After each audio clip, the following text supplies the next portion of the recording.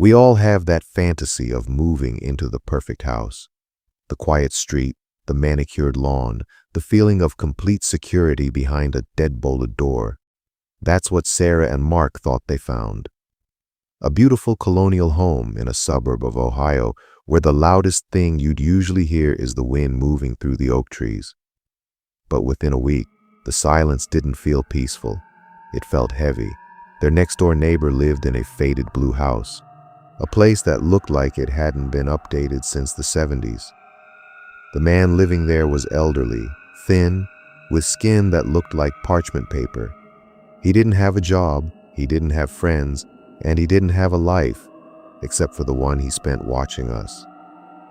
Every single morning, exactly at 7 a.m., the roar of a lawnmower would shatter the quiet. It didn't matter if the grass was already cut to the soil. He would just push that machine back and forth, his eyes locked onto our kitchen window. It wasn't a glance, it was a stare. A cold, unblinking stare that made you want to pull the curtains and hide. It started small, the kind of things that make you question your own sanity. Sarah would come home from work and find the trash cans moved, not knocked over, but placed deliberately in front of our driveway like a blockade. Or I'd find the garden hose unspooled, trailing all the way to our back porch. You tell yourself it's just an old man with nothing to do. You tell yourself you're overreacting. But then there was Buster. Our German Shepherd is the kind of dog that wouldn't hurt a fly, but he knows when something is wrong. Every night, like clockwork, at exactly 3 a.m., he would stop sleeping. He'd wake up, his ears pinned back, and trot slowly into the living room. He'd stand in front of the wall that separated our house from the neighbor's blue house. He wouldn't bark, he would just growl, a low, vibrating hum that seemed to come from deep in his chest. One night, I couldn't take it anymore. I crawled out of bed, pressed my ear against that cold, dry wall, and I froze. My blood turned to ice. It wasn't the sound of a TV or a radio. It was the rhythmic, deliberate sound of fingernails dragging against the other side of the wall. Scritch, scritch, scritch. I couldn't sleep for the rest of the week. Every night, the scratching came back. It was always at 3 a.m. It was like he was waiting for us to be in our deepest sleep. On a Tuesday, Sarah was out at the grocery store, and I was home alone, nursing a fever. I was in the basement trying to find a spare fuse when I noticed something odd. The insulation along the base of the shared wall looked frayed, almost like it had been pulled away and pushed back in a hurry. I grabbed my heavy-duty flashlight and knelt down in the damp, dark corner of the basement. I pulled the fiberglass back and my heart stopped. There, perfectly drilled into the brick and mortar, was a tiny, circular hole. I put my eye to it. It was a peephole. A professional-grade, custom-installed lens that gave a clear, wide-angle view into our living room. I was looking through a portal into our own house.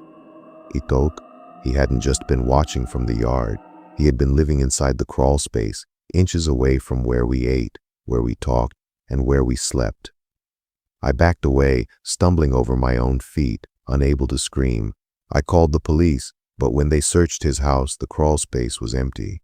Just a pile of blankets, a notebook full of our daily schedules, and the tools he used to drill the holes. The man was gone. The police told us he'd likely been doing this to the people who lived here before us too. He was never caught. The blue house sits empty now, but sometimes, when the wind dies down and the street is completely silent, I still walk over to that wall. I place my hand against the spot where the hole used to be, and I swear I can feel the vibrations of someone moving on the other side. People ask me why we don't move. I tell them, we can't afford to, but the truth is, I'm terrified that if we leave, he'll just follow us to the next place. He's not just a neighbor anymore. He's a shadow that hasn't finished his work.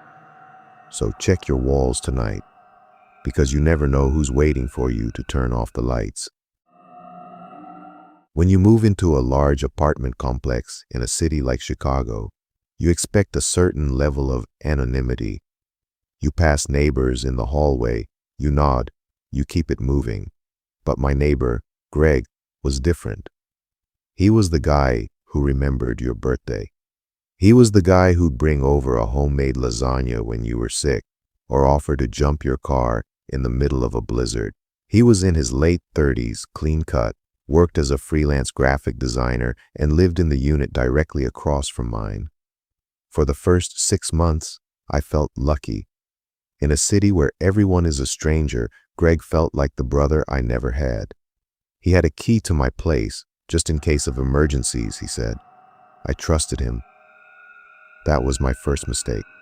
You think you know the people you share a floor with, but you're only ever seeing the version of them they want you to see. The shift started in October. It was subtle. I'd come home from a long shift at the office, and the air in my apartment would smell faintly of cologne. Not my cologne. Something muskier, heavier. I'd write it off as the ventilation system, but then my spare key went missing. I searched everywhere. Under the rug, in the kitchen drawer, the bathroom sink. Nothing. Then the small things started piling up. My coffee mug would be sitting on the coaster in the living room, but I distinctly remembered leaving it in the dishwasher. My thermostat, which I always kept at 68 degrees, would be cranked up to 75. It felt like I was living with a ghost. I tried to talk to Greg about it, jokingly, like, "Hey, have you been in my place?" He just laughed, that calm, steady laugh of his, and said, "You're working too hard, man. You're losing your mind." I believed him. That's the thing about people who are good at manipulating you. They make you feel like the crazy one. The breaking point was a Friday night. I told Greg I was going out of town for the weekend, but at the last minute the trip got canceled. I came home early, around 9 p.m. The hallway was dead silent. I walked to my door and I heard it, faint, muffled music coming from inside my own apartment. It was my Spotify playlist, the one I only played when I was alone. My heart started hammering against my ribs. I slowly pushed the door open, the hinges barely making a sound. The lights were dimmed, just the way I liked them. I walked into the living room, and there he was, Greg. He wasn't doing anything violent. He wasn't robbing me. He was sitting on my couch, holding my hairbrush, staring at the wall. He had my photos spread out on the coffee table, photos of me from high school, photos of me with my family. He was looking at my life like it was a museum exhibit.